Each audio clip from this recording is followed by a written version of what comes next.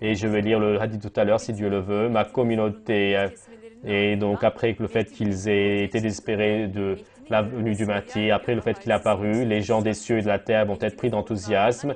Et après l'apparition du Mahdi, le droit, la bonne guidée, la magnificence vont venir.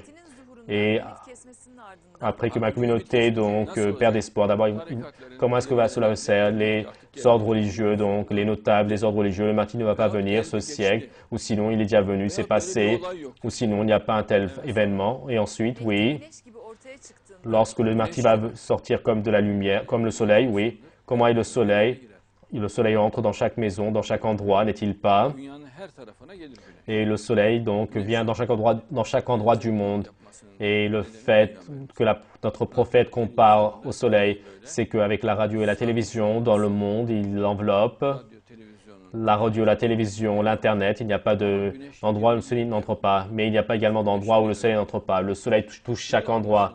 Et pour qu'ils comprennent bien, notre prophète a comparé au soleil. Et le soleil viendra en Afrique et également à l'Antarctique, également dans la ville de Konya, et même en Arabie et partout.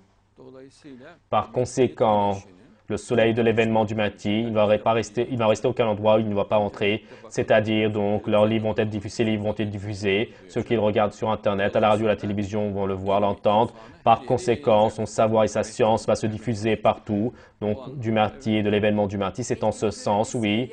Avec le fait de voir le Mahdi, les gens des cieux et de la terre vont être pris d'enthousiasme, de joie. Le fait de voir le Mahdi, et comment est-ce qu'on le verra? Avec la radio, la télévision, regardez les gens des cieux et de la terre, c'est-à-dire donc il sous-entend donc tous les gens des cieux et de la terre entière. Comment il peut le voir? Comment est-ce qu'une personne dans l'avion peut-il le voir?